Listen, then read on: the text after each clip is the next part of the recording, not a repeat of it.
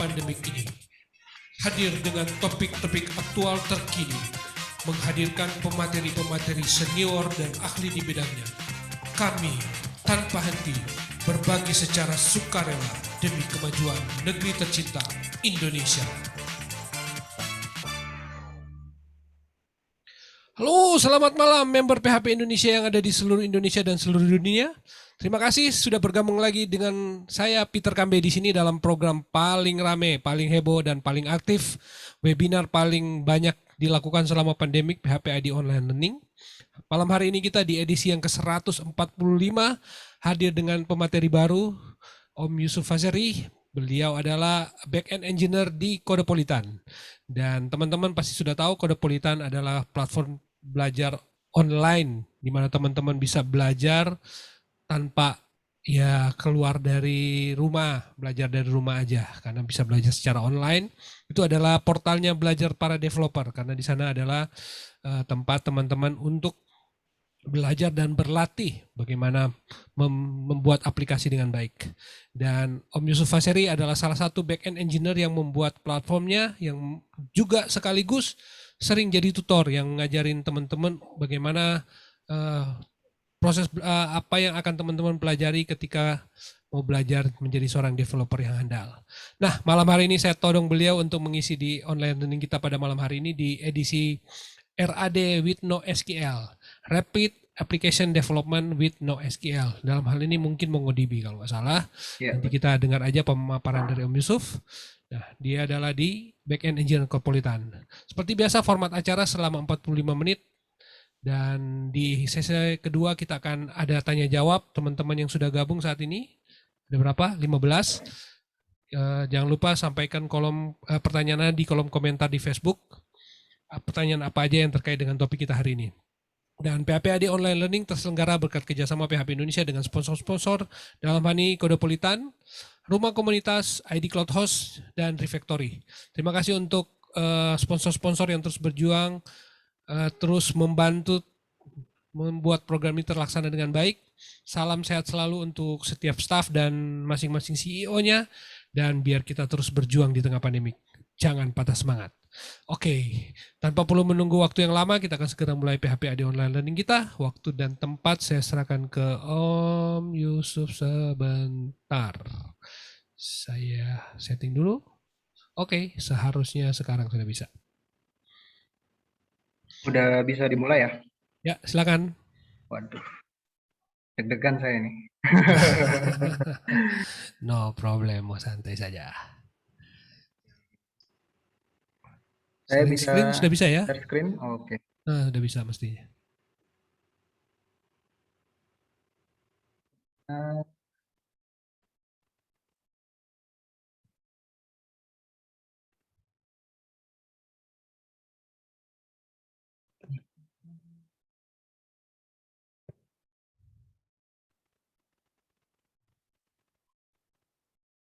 Ya, udah kelihatan?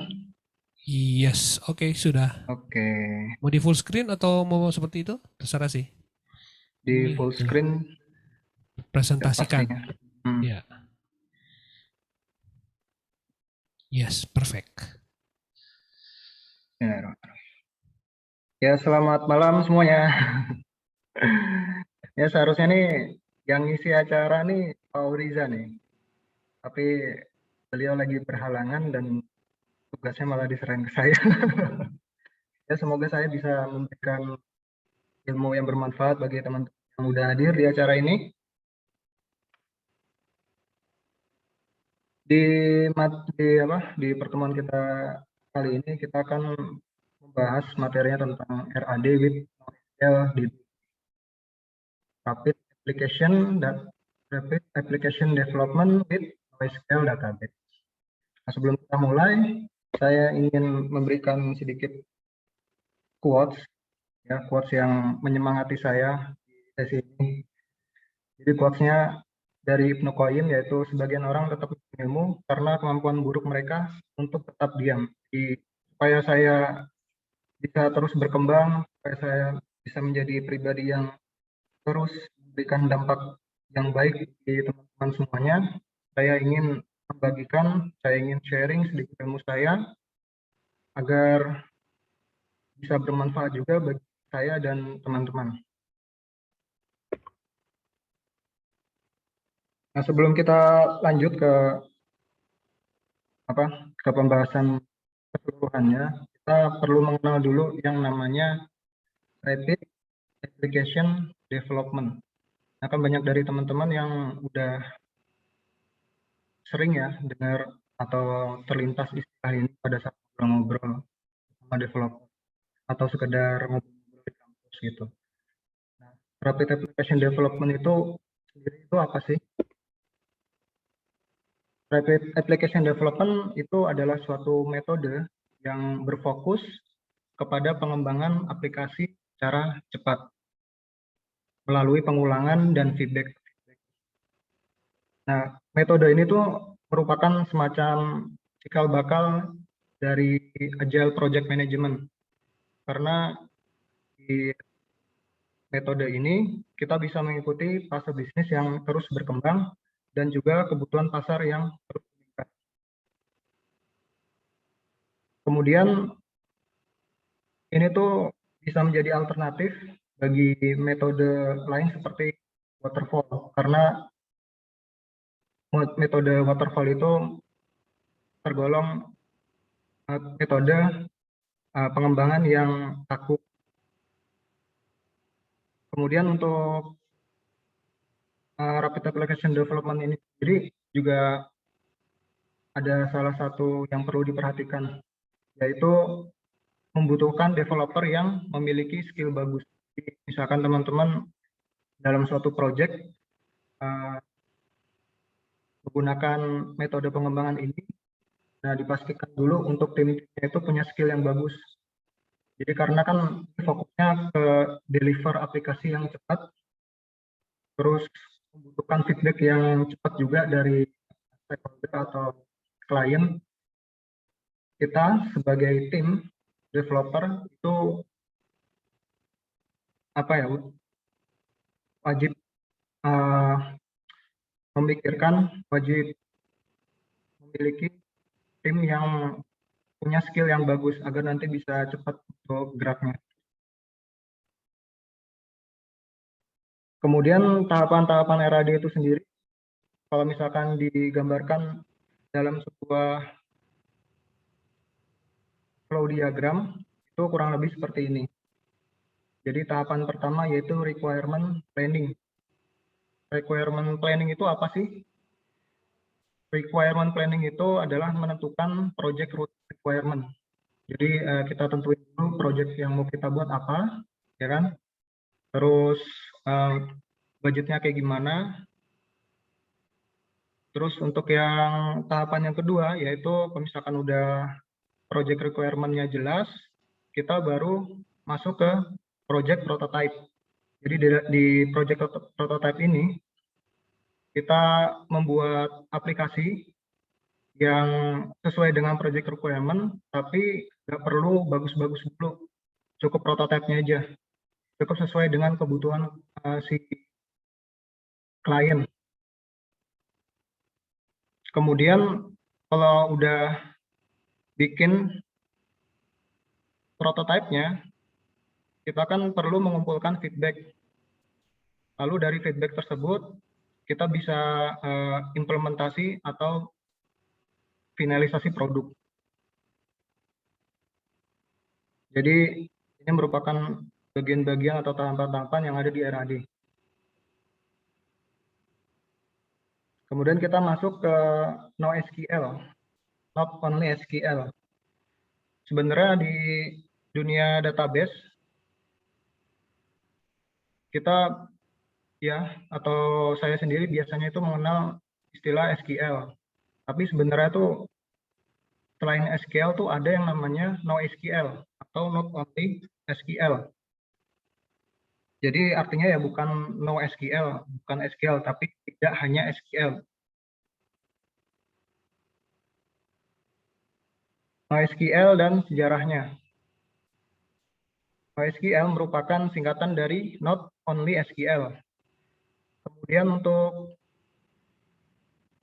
database NoSQL itu berbeda dengan database SQL yang biasanya dalam bentuk tabular atau bentuknya table gitu. Kalau NoSQL sendiri itu database-nya non-tabular. Jadi bentuknya bukan table lagi. Kemudian database NoSQL itu muncul pada akhir 2000-an. Pada saat biaya penyimpanan menurun secara dramatis. Nah, kalau misalkan di internet kan biasanya kita lihat ada meme ya. Meme harga flash disk yang zaman dulu tuh harganya mahal banget. Nah, sekarang bisa murah banget. Nah, itu contoh dari menurunnya biaya penyimpanan data.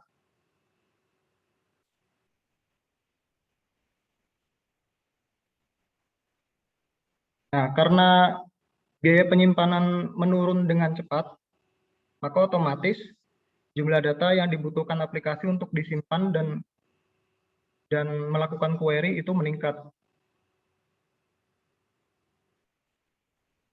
Lalu database NoSQL itu memungkinkan si developer untuk menyimpan sejumlah besar data tidak terstruktur, memberi mereka banyak fleksibilitas.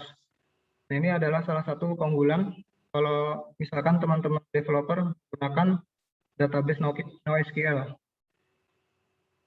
Itu kita nyimpen datanya nggak perlu terstruktur kayak kita nyimpen di database SQL, kayak MySQL atau MariaDB. Kita harus buat tabelnya dulu, kita harus menentukan field nama, tipe datanya apa, terus created at itu tipe datanya apa, itu nggak perlu. Si database NoSQL ini memberikan kita banyak sekali fleksibilitas, diantaranya schemless. Nanti kita akan bahas. Nah, fitur-fiturnya apa sih yang membuat si database NoSQL ini sangat menarik di industri sekarang? Yang pertama adalah fleksibel skema. Jadi seperti yang saya singgung sebelumnya, kalau misalkan kita buat database di SQL atau table gitu, itu kan skemanya kan sangat kita perhatikan sebelum kita mulai membuatnya. Kita bikin IRD-nya dulu, terus kemudian kita rencanakan juga tipe datanya biar nanti nggak boros memori gitu. Jadi untuk fleksibel skema ini kita kalau di NoSQL kita nggak perlu mikirin hal itu. Jadi itu bisa mempercepat proses development teman-teman. Kemudian fitur yang menarik kedua adalah dia fast query. Karena simple, karena sederhana, kesederhanaannya itu kalau kita melakukan query data meskipun jumlahnya banyak, itu hasilnya akan cepat jika dibandingkan dengan relational database. Karena nggak perlu join table lagi, kita bisa buat skemanya lebih sederhana. Kemudian easy to use. Jadi kenapa sih kita menggunakan fitur-fitur NoSQL? Yang ketiga itu salah satu alasannya yaitu easy to use, mudah untuk digunakan. Jadi dokumentasinya, kemudian komunitasnya itu sudah banyak sekali.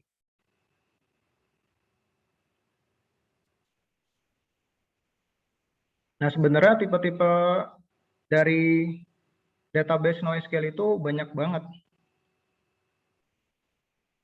tipenya. Yang pertama ada dokumen database.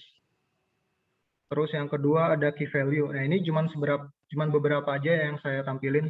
Nah, ini bisa lebih dari ini. Kemudian ada wide column store. Kemudian ada graph database. Yang pertama dokumen database. Biasanya itu tuh disimpan dalam bentuk JSON object, terdiri dari pasangan fields dan value. Kalau teman-teman biasa ngolah data dengan format data JSON, ya pasti familiar lah ya dengan format data ini. Terdiri dari key dan value. Nah, biasanya database management sistemnya itu bisa menggunakan MongoDB. Kemudian ada Amazon juga mengeluarkan produknya yaitu Amazon DynamoDB. Kemudian ada Firebase, CouchDB, Oracle MySQL, dan lain-lain. Lalu yang key value database, ini tipe database yang paling sederhana banget. Ya, salah satunya ya, contohnya itu Redis. Untuk formatnya itu key value. Jadi key dan value. Kemudian ada tipe wide column store. Jadi saya kurang begitu paham untuk yang tipe NoSQL DB. Menyimpan data dengan kemampuan untuk menampung sejumlah besar kolom dinamis. Nah, untuk kolomnya itu beda banget ya sama yang SQL. Nah, contohnya itu ada database sistemnya itu ada Cassandra, ada HBase, Cumulo, Google Cloud, Bigtable. Lalu yang terakhir ada Graph Database. Nah, ini format penyimpanannya itu dalam Node dan Edge. Node itu apa sih? Node itu biasanya itu menyimpan informasi tentang orang, tempat, dan benda. Sedangkan Edge itu menyimpan informasi tentang hubungan antar node. Biasanya database-nya itu kita bisa pakai Neo4j, 4J, maksudnya. Terus ada Janus Graph, Tiger Graph, dan lain-lain. Nah, itu adalah tipe-tipe NoSQL database. Sebenarnya masih banyak banget ya untuk NoSQL database tipe-tipenya. Tapi saya di sini cuma masih 4 aja. Kemudian kita mau belajar apa sih NoSQL-nya? Karena saking banyaknya tadi kan mungkin bingung ya. Nah, di pertemuan ini kita akan belajar NoSQL with MongoDB. Jadi NoSQL-nya kita pakai database management sistemnya MongoDB.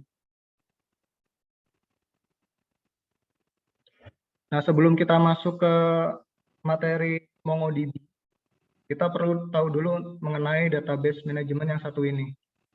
Jadi MongoDB adalah database dokumen yang dirancang untuk kemudahan develop dan scaling. Kemudian database ini itu free, bisa digunakan oleh semua orang lewat versi yang community edition-nya dan open source. Kalau teman-teman pengen nyoba MongoDB bisa diinstal di lokalnya masing-masing, pakai versi yang community edition. Lalu MongoDB sendiri itu didirikan oleh Dwight Merriman, Elliot Horowitz, dan Kevin pada tahun 2007. Mereka itu sebenarnya tim di balik DoubleClick yang sebelumnya, yang saat ini tuh udah diakuisisi sama Google.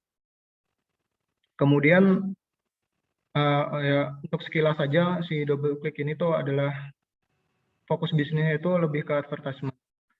Kemudian untuk bisnisnya dia itu paling nggak menayangkan 400.000 iklan per detik. Nah, tetapi sering sekali kesulitan scalability dan agility. Lalu mereka mulai memikirkan nih, kita perlu solusi apa ya untuk menangani masalah ini. Nah, dibuatlah database MongoDB. Dan yang saat ini database MongoDB ini udah support banyak sekali driver untuk bahasa pemrograman. Lalu untuk istilah query-nya sendiri, kalau misalkan kita di MariaDB atau MySQL, kita pakai istilah SQL gitu ya. Kalau di MongoDB sendiri, kita pakai istilah Mongo Query Language. Nah, terus bahasanya kita pakai JavaScript. Jadi teman-teman yang belajar JavaScript itu sangat diuntungkan sekali ya, karena database-nya udah bisa pakai Mongo, terus yang back-end-nya juga bisa pakai Node.js gitu. Tapi bagi teman-teman PHP yang pengen implement Mongo di PHP itu udah ada juga drivernya. Dan banyak juga sekarang package yang bisa diinstal. Lanjut untuk pengenalan MongoDB. Nah, seperti yang sudah saya bilang, MongoDB itu menawarkan untuk lokal juga, dan MongoDB juga menawarkan untuk yang versi cloud host deployment-nya.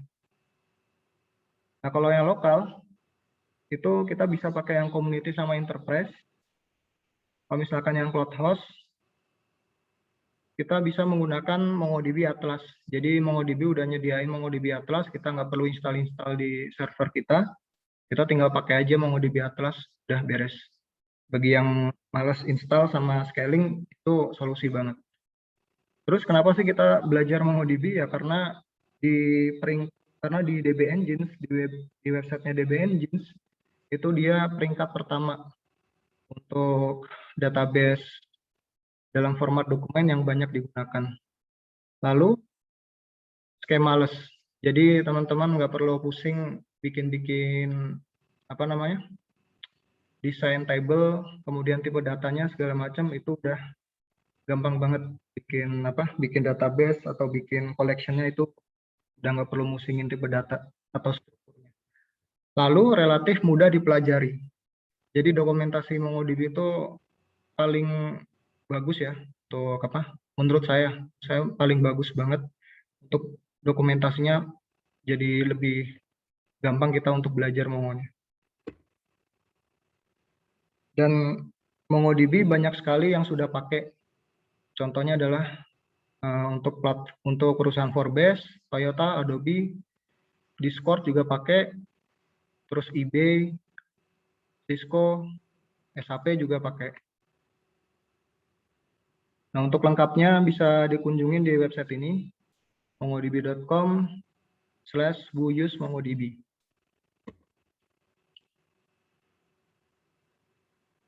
Dokumen oriented DB. Jadi sebelum kita masuk ke sesi prakteknya nanti, kita perlu mengetahui istilah ini. Dokumen oriented DB itu adalah sistem data yang digunakan untuk memanipulasi data dalam bentuk dokumen. Jadi kalau di relational kita mengenal istilah tabel, kalau di sini istilahnya beda lagi, dokumen. Nah, bentuknya kayak gimana sih? Bentuknya itu JSON. Tapi nanti yang kesimpan di Mongo sebenarnya itu BSON, formatnya BSON. Jadi JSON biasanya yang kita baca, kita tahu, tapi yang sebenarnya disimpan itu formatnya BSON. Kemudian untuk konsepnya sendiri itu sangat bertolak belakang ya dengan relational DB. Ini beda banget. Kalau relational DB itu nyimpan datanya dalam bentuk table dan menyimpan relasinya di table lain. Kalau dokumen DB itu menyimpan data dalam bentuk JSON. Relasinya bisa menggunakan embed, object, atau reference. Nah, ini kurang lebih kalau teman-teman lihat ya di sini, perbedaan relational DB sama MongoDB. Nah, bentuknya seperti ini ya. Kalau misalkan dalam format relational, tabel, tabel, tabel, tabel. Nah, kalau misalkan di MongoDB, bentuknya jadi JSON, jadi seperti ini. Nah, banyak tabel seperti ini tuh bisa dijadikan satu dokumen seperti ini. Nah, ini bentuknya simpel banget ya. Kita nggak perlu relasi ke table-table, kita bisa membuatnya dalam bentuk embed object seperti ini.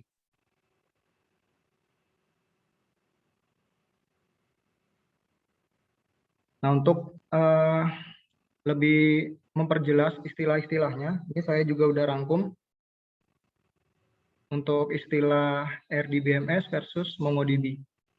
Kalau di RDBMS istilah database itu sama aja di MongoDB istilahnya, yaitu database juga. Kalau di RDBMS table, kalau di MongoDB nyebutnya kita collection. Terus kalau di RDBMS tuple atau row, di MongoDB itu istilahnya dokumen.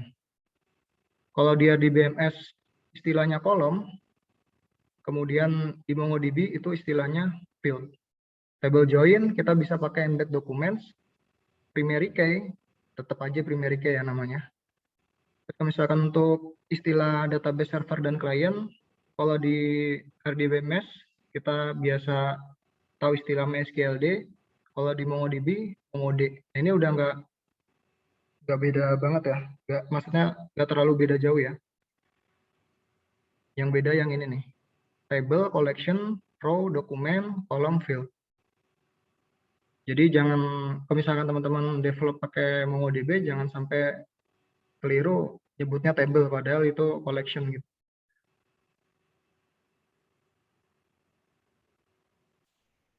Nah, untuk strukturnya itu bisa digambarkan seperti ini. Jadi documents itu berada di suatu collection dan collection itu berada di suatu database. Nah, dalam suatu database itu bisa terdiri dari satu collection. Ya, kalau di database kan bisa lebih dari banyak table. Nah, di database kalau di Mongo itu bisa lebih dari satu collection kayak gini.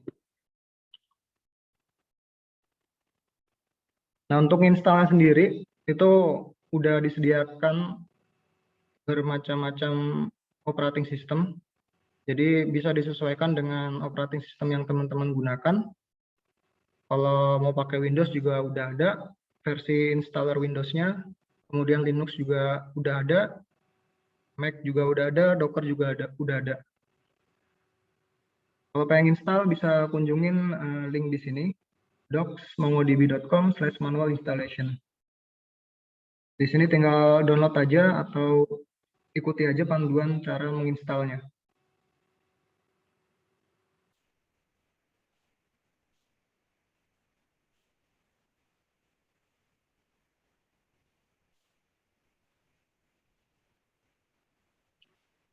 Selanjutnya kita akan mengenal tentang Mongo Shell. Nah, jadi itu MongoDB sebenarnya udah menyediakan aplikasi Mongo Client yang berupa command line interface itu terkoneksi dengan MongoDB server dengan nama Mongo Shell.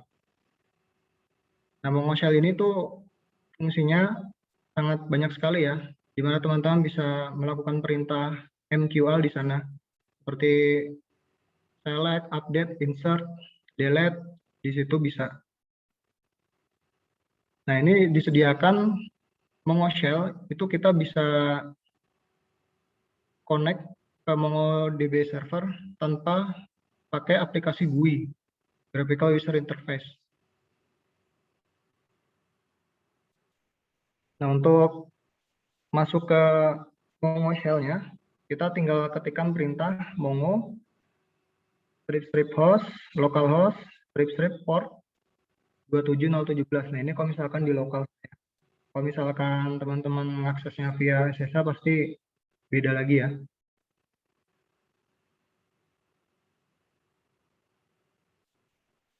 Selanjutnya kita akan mengenal apa itu BSON.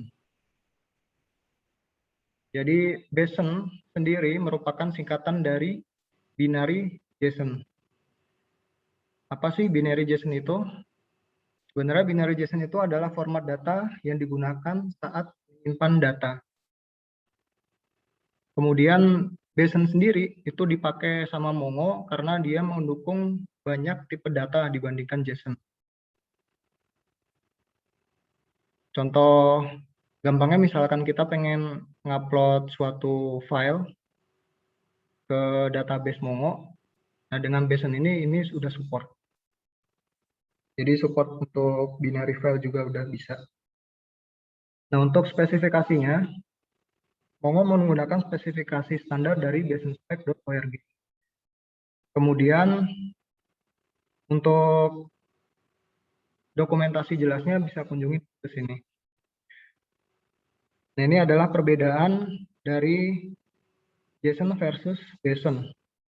Jadi kalau JSON itu encodingnya UTF-8 string, kalau BSON itu udah binary. Kemudian untuk data supportnya, itu kalau JSON kurang lebih data supportnya string, boolean, number, array. Kalau BSON dia lebih banyak lagi. Ada string, boolean, number, kita bisa set dia integer, float, long decimal, kemudian ada array, date, raw binary, itu udah support di BSON. Nah, kalau untuk masalah readability-nya, emang JSON bisa dibaca oleh kita daripada BSON yang hanya bisa dibaca oleh mesin MongoDB.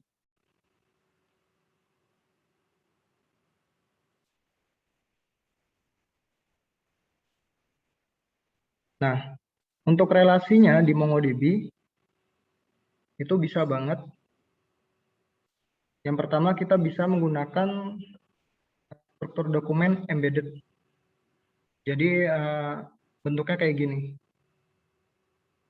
Di sini contohnya ada collection, bukan collection, dokumen yang fieldnya itu ada underscore ID, username, kemudian ada kontak, gender. Nah, ini kontak inilah yang kita sebut sebagai dokumen embedded.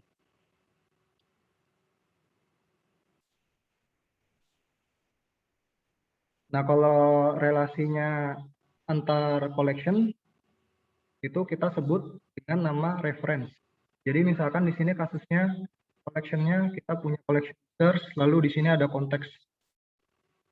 Nah, untuk menghubungkan antar collection ini ya bisa dilihat dengan garis warna merah ini, kita membuat user ID, field user ID di collection konteks yang isinya tuh ID dari collection users.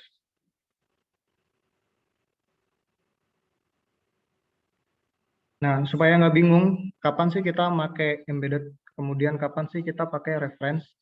Di sini udah saya buat. Kalau misalkan kita pengen embedded, jika antar dokumen itu saling ketergantungan. Contohnya tadi ini ya, kita naruh kontak di dalam dokumen user. Jadi misalkan kita mengakses data users, itu otomatis data kontaknya ikut keambil. Nah, itu kan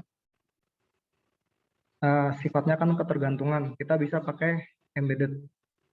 Kemudian yang kedua, tidak bisa langsung melakukan perubahan ke embedded dokumen. Kemudian poin yang ketiga, embedded dokumen selalu dibutuhkan ketika mengambil data dokumen. Misalkan kita pengen ngambil kontak, kita pengen ngambil kontak sekalian ngambil data user, gitu. Sebentar, minum dulu.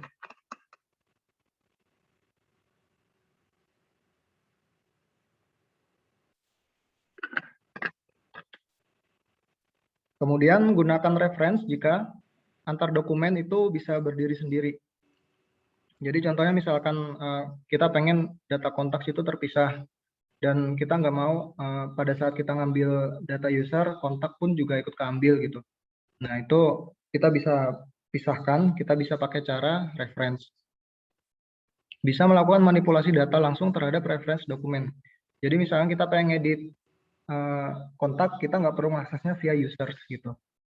Terus reference dokumen tidak selalu dibutuhkan saat mengambil dokumen. Nah, itu contohnya misalkan kita pengen select, kita nggak perlu kontak ada gitu. Kita bisa pisahkan jadi reference. Lalu kita akan coba untuk sesi ngodingnya. Untuk sesi ngodingnya sendiri, di sini kita simpel-simpel aja ya.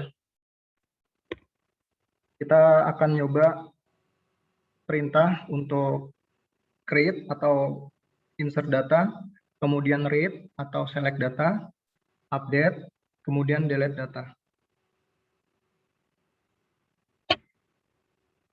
Nah, sebelum nyoba ini, sangat disarankan teman-teman untuk install MongoDB di komputer.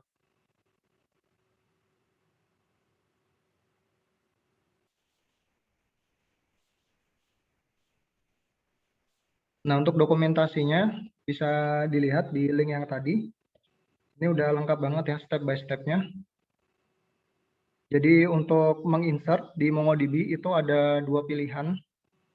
Yang pertama ada insert one, kemudian ada insert many.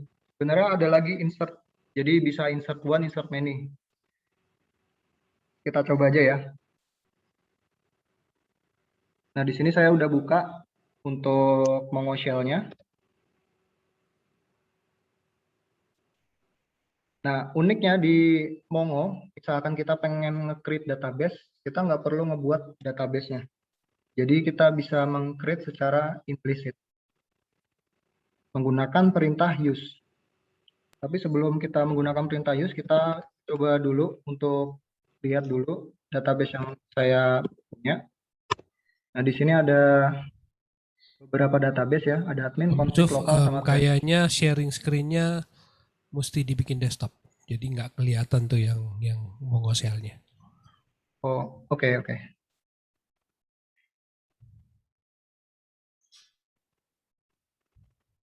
Desktop. Yang screen apa ya? Ya, screen betul. Oke. Udah kelihatan? Nah, perfecto. Oke. Nah, saya ulangin lagi. Untuk nyoba praktek Mongo-nya, kita perlu install Mongo-nya, lalu akses Mongo via command prompt menggunakan perintah Mongo. Bahkan di sini saya udah install, di sini posisinya udah ada di command prompt. Kita bisa ketikkan perintah Mongo gitu aja. Kalau pengen lengkap ya tinggal masukin aja sesuai dengan yang slide tadi, host berapa gitu. Tapi kan karena lokal, kita nggak perlu komplit-komplit, nggak apa-apa. Mongo, nah ini udah masuk ke Mongo servernya via Mongo Shell. Lanjut, untuk membuat database di Mongo itu sangat mudah. Kita tidak perlu membuat secara eksplisit ya, menggunakan perintah create gitu, nggak perlu. Kita bisa menggunakan perintah use. Tapi sebelum masuk ke perintah itu, saya akan perlihatkan dulu untuk database yang saya punya. Nah, di sini saya punya beberapa database. Saya akan membuat contoh database dengan nama use PHP ID DB gitu. Nah, untuk penamanya sendiri itu terserah, yang penting konsisten. Dan biasanya saya kalau misalkan lebih dari satu kata itu dipisahkan dengan tanda underscore. Nah, ini udah berhasil kita buat database-nya. Nah, uniknya misalnya kita show database di sini, database yang tadi kita use itu nggak muncul di sini. Nah, munculnya pada saat kita udah membuat satu collection di dalam database tersebut. Misalkan kita buat ya, nama collection-nya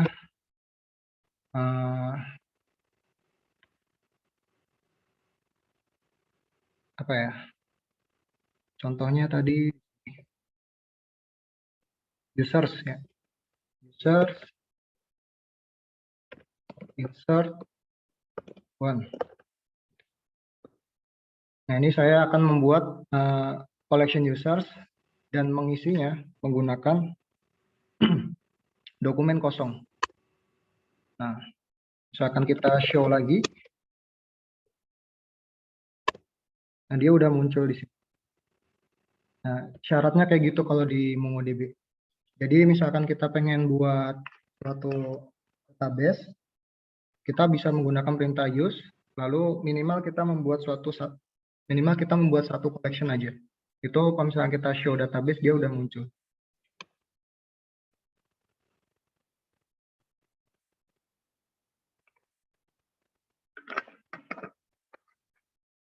Nah, terus kalau misalkan kita buka untuk isinya di collection users tadi dengan perintah users find, dia akan muncul satu dokumen dengan field underscore ID lalu memiliki value object ID seperti ini. Nah, di MongoDB itu primary key sangat penting ya. Primary key itu sangat penting. Harus primary key-nya itu menggunakan underscore ID. Jadi meskipun kita insert nggak ada underscore ID-nya, dia otomatis nambahin sendiri. Bisa dibilang MongoDB itu kreatif kalau kita membuat suatu dokumen. Dia akan meng-create underscore ID itu sendiri. Oke. Nah, lanjut ya. Kita akan coba untuk buat dokumen di collection users seperti ini. db users insert one, lalu name-nya. Nah, untuk penulisannya itu kayak JSON ya. Tulisannya kayak JSON. Jadi key value gitu. Age 26, lalu apalagi nih, statusnya pending. Dah, enter. Nah, lihat ya, saya tadi nggak masukin ID, dia otomatis bikin field underscore ID. Kita find untuk melihat hasilnya. Nah, ini.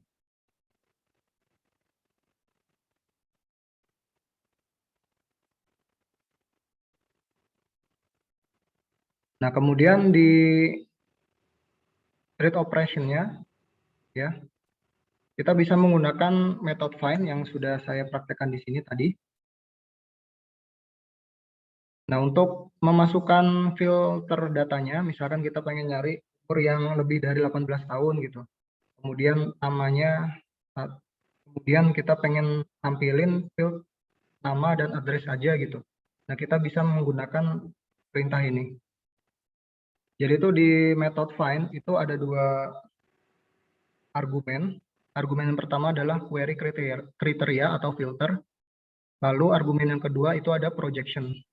Kalau di SQL itu misalkan kita select ya, select nama, alamat ya, select name, address, from, users, where, age-nya lebih dari 18 gitu. Nah, kita masukin lagi datanya misalkan ada lagi namanya John. Lalu dia umurnya 17. Nah, terus kita akan cari data yang lebih dari 18 tahun dan menampilkan field nama dan alamat. db user find age.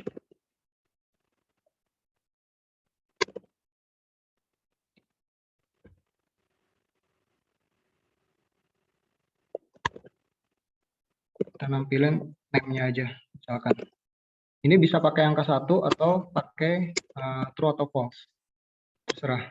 Nah, ini kita nampilin ya data yang umurnya lebih dari 18, kemudian kita tampilin aja fieldnya itu name. Nah, uniknya kalau misalkan kita tentukan field yang mau kita tampilkan di sini kan kita maunya nama aja nih yang mau kita tampilin, tapi si ID ngikut juga. Nah, kalau pengen ngapus yang field underscore ID, kita tinggal tambahin aja ya underscore ID false. Nah, kayak gini. Nah, itu kurang lebih untuk query select-nya di Mongo. Kita bisa menggunakan method find. Lalu untuk update-nya itu Mongo menyediakan 3 pilihan metode. Yang pertama ada update one, update many, dan replace one. Ya, sesuai namanya aja di sini. Update one itu hanya untuk mengupdate satu dokumen aja. Kalau update many itu bisa lebih banyak dokumen kita bisa update. Kemudian ada replace one. Nah, untuk codingannya seperti ini. Jadi db users update many yang age-nya kurang dari 18 akan statusnya berubah jadi reject. Kita akan coba ya.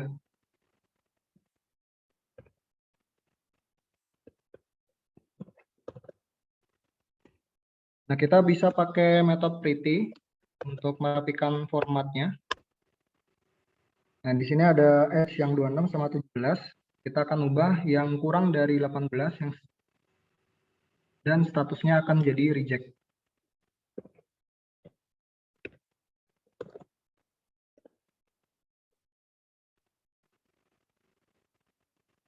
Ini filternya, age.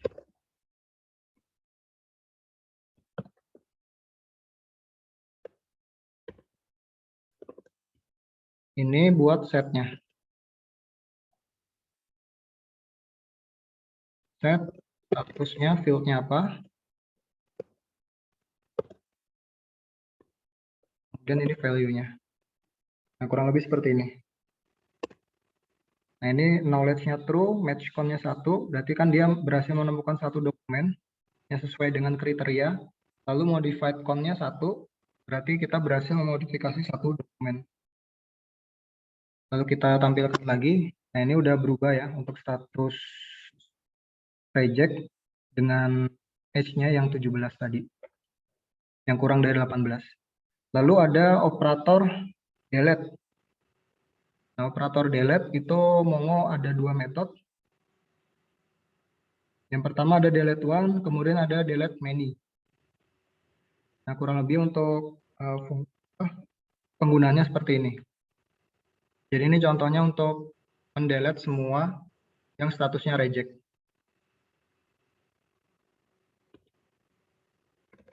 Kita coba untuk contoh yang tadi.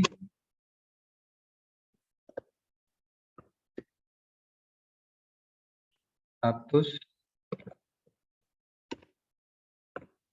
Nah, enter. Nah, delete count-nya 1. Berarti dia berhasil mendelete satu dokumen. Kita coba pretty. Tampilkan. Nah, ini udah kehapus ya untuk yang reject tadi. Gitu. Terus, Mongo juga menyediakan metode bulk write. Jadi misalnya kita pengen update, insert itu secara batch itu bisa kita pakai yang bulk write ini. Nah, terus pengen belajar di mana nih kalau misalkan pengen tahu banyak tentang Mongo. Nah, Mongo sendiri pun juga udah nyediain resource belajar yang gratis dan juga berbayar tentunya ya untuk kalangan profesional. Tinggal kunjungi aja website MongoDB, kemudian pilih menu yang resource, lalu di sini tuh udah disediakan banyak sekali pilihan mulai dari dokumentasi, kemudian dia juga menyediakan MongoDB University. Jadi teman-teman yang pengen belajar lebih terarah lagi untuk MongoDB bisa masuk ke sana.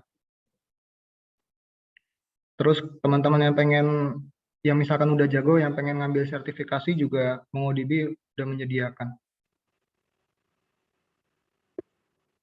Lalu di Codepolitan juga teman-teman bisa belajar Mongo. Dan malah lebih lengkap lagi ya. Bagi teman-teman yang pengen belajar langsung cara buat aplikasinya, misalkan udah bisa Mongo terus pengen bikin aplikasinya, nah di sini juga udah disediakan studi kasus yang menarik. Kalau teman-teman pengen bikin aplikasi atau belajar cara membuat aplikasi, mulai dari aplikasi menggunakan library React, Vue, kemudian jQuery atau yang lain-lain itu ada juga di sini. Yang tentunya untuk belajar codingnya kalau di Codepolitan juga terarah dan memenuhi standar kompetensi kerja.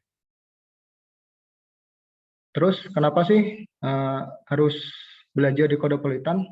Yang pertama, alur belajarnya itu lebih terarah ya. Terus waktu belajar juga fleksibel karena teman-teman bisa atur sendiri untuk fasenya. Kemudian progresnya itu benar-benar terukur, jadi teman-teman bisa tahu nih progresnya sampai di mana, saya belajar udah berapa persen, kemudian misalkan teman-teman belajar itu pun juga ada kuis-kuisnya gitu. Ada kuisnya yang bisa menambah wawasan teman-teman, bisa bisa menambah rasa kompetisi teman-teman gitu. Terus kurikulumnya standar industri. Lalu bentuk pembelajaran itu berupa video tutorial dan juga kita selalu update materinya. Terus sertifikat online juga, ada forum diskusinya juga. Jadi misalkan ada teman-teman yang kurang paham dengan materi tersebut, bisa ditanyakan melalui forum. Kemudian Untuk metode-metodenya kita juga sudah pakai best practice. Lalu ada contoh proyeknya ya. Ada studi kasusnya, ada contoh proyeknya juga, ada source code-nya. Dan bagi teman-teman yang merasa kurang serak juga ada garansi uang kembalinya juga. Nah, bagi teman-teman yang pengen gabung di komunitas kami, juga kami menyediakan komunitasnya di Discord. Silakan teman-teman bisa gabung, join di sana, dan gratis tentunya untuk join. Dan sekian untuk materi saya. Misalkan teman-teman pengen kontak-kontak saya, bisa kunjungi di Facebook saya, yang usernya Yusuf sih. Kemudian untuk GitHub saya Yusuf, pakai nama alay di sini. Oke, selamat belajar. Akhir kata, selamat belajar. Udah Mungkin nih. itu, ya. Mungkin itu sih untuk sharing saya. Alright, oke. Thank you banget Om Yusuf. Kita akan langsung masuk ke bagian kedua untuk sesi tanya jawab kita. Saya menunggu pertanyaan teman-teman di kolom komentar di Facebook. Ya, masih ada yang bertahan. Ada tadi sudah sempat 40. Ini sudah tinggal 20. Saya masih menunggu pertanyaan teman-teman yang mau bertanya. Saya silakan manfaatkan kolom komentar dan sambil menunggu pertanyaan teman-teman, ada beberapa pesan yang mau lewat sambil Om Yusuf break turun minum. Baik, PHP AD Online Learning terselenggara berkat kerjasama PHP Indonesia dengan sponsor-sponsor. Dalam hal ini, ya Kodepolitan tentu yang jadi pemateri kita hari ini dari Kodepolitan. Kodepolitan adalah platform belajar pemrograman secara online berbahasa Indonesia yang dikembangkan khusus untuk membantu generasi muda belajar dan berlatih agar kompetitif di era industri 4.0. Oke, nah teman-teman silakan berkunjung ke codepolitan.com. Teman-teman juga bisa belajar MongoDB karena terus terang bagi saya MongoDB itu adalah tools yang powerful banget. Saya juga pakai soalnya. Dan saya merasa bahwa MongoDB membantu banget saya untuk membuat aplikasi-aplikasi atau fitur-fitur yang tidak perlu saya desain lagi kolom-kolomnya. Jadi karena memang MongoDB itu scamaless. Jadi nggak perlu pakai skema-skema, langsung skemanya ikut dimasukin pada waktu insert data. Kan key value, makanya enak. Jadi nggak perlu mikirin skema, wah skemanya belum dibikin, nggak perlu, langsung hajar aja, langsung terus masuk. Langsung bikin aplikasinya ya Om ya. Enak banget. Jadi kalau teman-teman mau bikin itu ya tinggal di blok aja langsung. Gitu. Cuma memang sebaiknya harus konsisten supaya nge-query-nya gampang. Oke, seperti itu. Nah, oke, saya bukan saya pemateri, saya cuma berbagi cerita aja. Oke, dari Rumah Komunitas. Rumah Komunitas sebagai pelopor merchandise inovatif di Indonesia menyediakan custom pakaian sesuai keinginan, berkualitas, dan tanpa minimum order. Nah, sekarang mereka lagi promo Point Fest ini. Teman-teman yang mau beli ini ada rompi nih. Jadi mantep lah. Sekarang kan sudah boleh jalan-jalan. Jadi teman-teman bisa pakai ini untuk bergaya lah ke mall, ke gunung, ke pantai. Ya, namanya juga Point. Namanya juga rompi. Dan ketiga dari ID Cloud Host sebagai penyedia layanan web hosting provider berbasis SSD dengan berbagai pilihan lokasi data center, dibangun tahun 2015, telah melayani berbagai kebutuhan dari berbagai segmen, baik dari kalangan profesional, SME, korporasi besar dengan lebih dari 100.000 customer. Dan terakhir dari Refactory, adalah perusahaan teknologi informasi yang berkomitmen untuk memberdayakan masyarakat dengan mengenalkan terhadap dunia pemrograman, karena Indonesia adalah negeri besar dengan potensi sumber daya digital yang dapat berkontribusi dalam transformasi digital dunia. Wonderful. Terima kasih untuk sponsor-sponsor yang terus mendukung program ini. Sehat selalu buat staff dan CEO-nya. Tetap semangat. Dan kita make cuan di tengah pandemik. Yes. Oke, dan kita akan masuk sesi tanya jawab. Sudah ada beberapa pertanyaan yang masuk. Wah, ini mah yang nanya Om Nur Hidayat. Izin Kayaknya kenal bertanya. nih. Kayak kenal ya. Wih, banyak juga nih yang bertanya. Satu dulu. Izin bertanya, kapan sebaiknya kita pakai MongoDB dan kapan MongoDB tidak cocok dipakai? Nah, itu dulu deh, satu itu dulu. Kapan Oh, ya? bisa juga disambung sih. Mungkin ada hint jenis project atau jenis aplikasi atau kriteria lain yang mengharuskan kita sebaiknya pakai atau tidak pakai MongoDB. Nah, kurang lebih kayak gimana tuh Om Yusuf? Kapan kita pakai dan kapan kita nggak pakai? Ya. Hmm, agak susah ya. Simpel tapi susah. Kapan ya? Kapan nggak pakainya? Ya mungkin kalau misalkan belum belajar, karena belum ada basicnya ya nggak, jangan jangan pakai ya. Terus kapan kita pakai?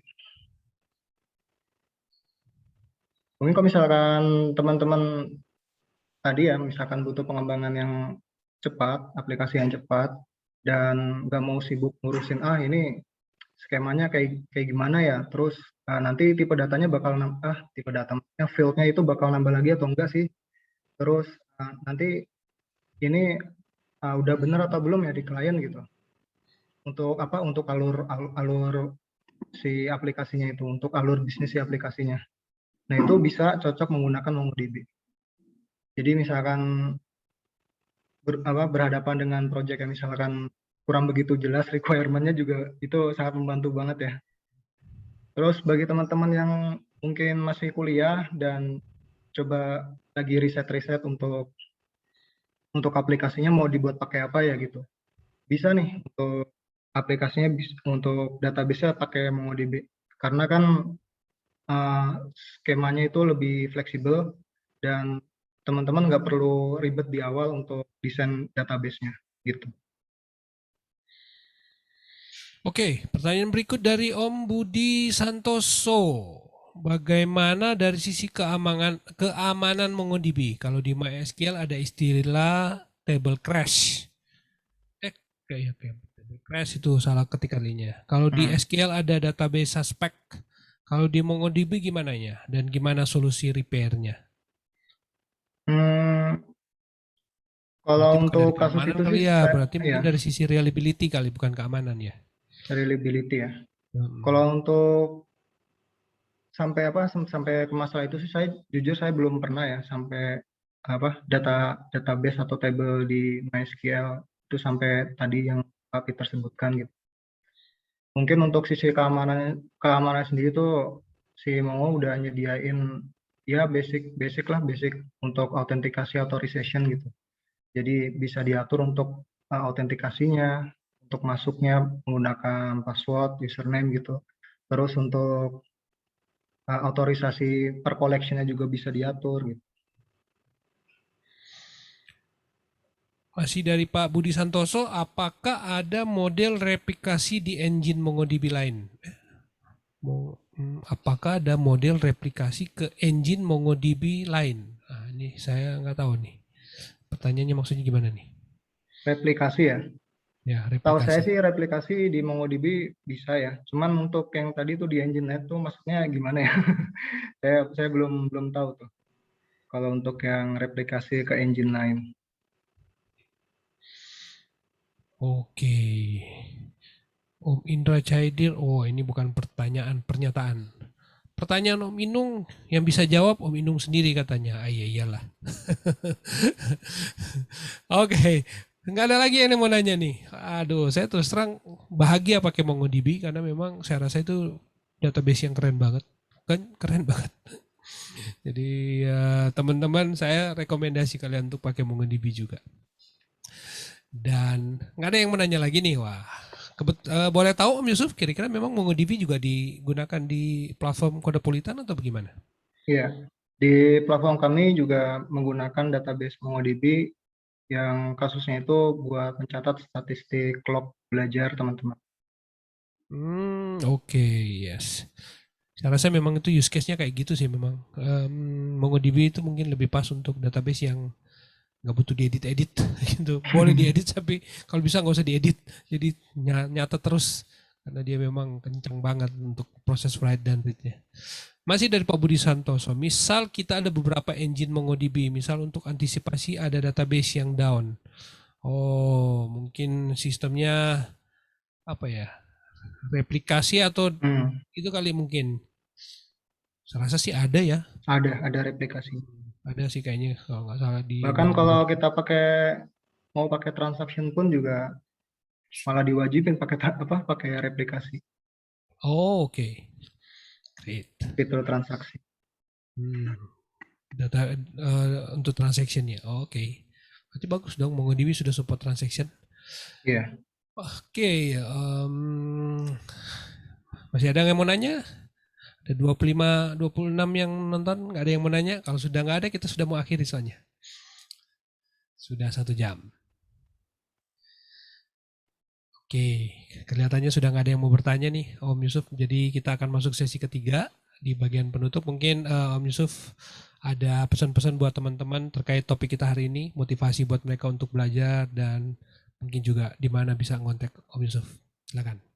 Kalau teman-teman pengen kontak, tadi saya udah share untuk akun sosial media saya, Facebook dan GitHub. Ya mungkin saran saya sih teman-teman, maksudnya penyemangat ya, kata-kata penyemangat teman-teman dan saya ya tetap belajar. Gitu. Jangan sampai merasa puas dengan apa yang sudah dipelajari saat ini. Dan jangan lupa berbagi ilmu. Jangan lupa berbagi ilmu, apalagi bisa berbagi ilmu di PHP Learning itu keren banget. Nah, segitu aja. Ya, itu aja. Oke, nah itu teman-teman pesan Om Yusuf. Rajin-rajin berbagi. Karena dengan kita berbagi di PHP di online learning, yang belajar itu bukan yang dengar aja, tapi juga yang sharing. Jadi teman-teman, saya selalu membuka kesempatan buat teman-teman berbagi ilmu di PHP di online learning. Tetap semangat dan oke, sebagai pengumuman, terima kasih dulu nih Om Yusuf yang sudah berbagi cerita dengan kita malam hari ini. Sukses selalu dan salam sehat selalu. Tetap semangat. Ya, semangat Om. Dan sebagai pengumuman teman-teman, kita akan ketemu lagi di PHP di Online Learning hari Jumat ini, tanggal 29 Oktober dengan Om Firman Brilian. Beliau barusan pindah di kantor yang baru. Jadi dia sekarang jadi admin di PT Adira Finance. Dia akan berbagi cerita dengan kita sebagai bagian dari dunia machine learning, statistika, storytelling with data. Jadi memang beliau adalah salah satu praktisi data analis. Nah, salah satu bagian di data analis adalah storytelling. Jadi kita ketemu hari Jumat dengan Om Firman Brilian. Saya tetap menanti kehadiran teman-teman di event yang selalu ada tiap minggu ini. Dan masih ada undangan seperti yang saya sudah sampaikan. Ada undangan untuk teman-teman jadi pemateri. Ayo, saya undang untuk jadi pemateri di PHP di Online Learning. Gak usah pusing soal topiknya, gak usah berat-berat, gak usah juga terlalu khawatir dengan, waduh nanti saya di itu sama mereka yang sudah lebih jago. Enggak lah. Di sini kita sama-sama belajar. Ya? Yes, karena kita sama-sama belajar di tempat ini, kita sama-sama berlatih. Bukan cuma pendengar yang dapat ilmu, tapi juga yang memberi sharing juga akan dapat ilmu. Sama seperti saya, juga dulu nggak bisa ngomong sebenarnya, juga nggak bisa sharing. Tapi karena sering berlatih, sering belajar, biarpun mungkin sampai sekarang juga belum jago-jago amat, ya tapi setidaknya bisa mendeliver sesuatu yang bisa menjadi ilmu buat teman-teman. So, saya tunggu formnya diisi di s.byphp.id/jadi-pemateri. Dan kalian tentuin jadwalnya mungkin di Desember terbuka karena bulan depan juga sudah penuh. Dan masih ada ucapan terima kasih untuk Om Irfan Maulana dan tim yang sudah mendesain learning.byphp.id yang saat ini sudah berubah source code-nya. Memang tampilannya kelihatannya nggak berubah, tapi back-end-nya sudah banyak yang berubah. Terima kasih untuk tim-tim yang sudah membantu Om Irfan untuk merancang ulang tampilan learning.byphp.id. Dan terima kasih juga untuk Carik, aka Om Luri Darmawan yang juga menjadi supporter di program ini. Teman-teman bisa follow Carik di Telegram, ketik PHP Learning, MongoDB, dan topik-topik terkait MongoDB termasuk yang sudah disampaikan Om Yusuf hari ini bisa teman-teman ikuti. Karena sudah ada 145, jadi sudah banyak banget topik-topik yang sebelumnya yang juga bisa teman-teman nonton ulang. Dan masih dibuka donasi untuk PHP ID Online Learning. Teman-teman silakan berkunjung di s.byphp.id/donasi atau di traktir.id, silakan ke search aja PHP ID. Teman-teman bisa berdonasi receh menggunakan e-wallet teman-teman, dan saya tunggu. Oke, dengan demikian berakhir sudah PHP ID Online kita pada hari ini. Terima kasih nih untuk Om Yusuf. Kita akan selalu bertemu lagi nanti di kesempatan yang berbeda. Tetap semangat dan maju terus buat Codpolitan. Salam buat Kang Kresna, Ahmad Orisa, dan seluruh tim yang di Codpolitan. Bye-bye. Bye-bye.